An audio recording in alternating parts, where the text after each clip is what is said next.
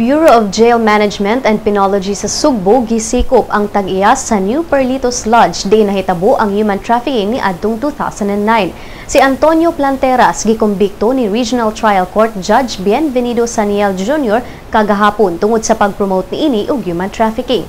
Si Planteras gisintensyahan og 15 ka tuig sa prisuhan ug gipamulta og 500,000 pesos. Niadtong March 2009 ang Regional Special Investigation Unit sa Sugbo mipaubos sa New Perlitos Lodge sa usa ka surveillance aron pagsuta sa mga taho nga dunay mga babay nga gipamaligya sulod sa lodge bugti sa pagpakighilawas. Kagahapon sab gikumbikto og apil ni RTC Judge Saniel sila si Marilyn Buhisan ug Marichu Tawi humanasayang guilty sa human trafficking ug gisintensyahan og life imprisonment.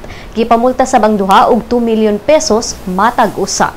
Si Tawi ug Buhisan nasayang nitanya og 300 pesos matag usa sa upat ka mga babay aron makikhilawas ni adtong 2009 din usa ka pulis ang nagpatuong customer sa mga babay.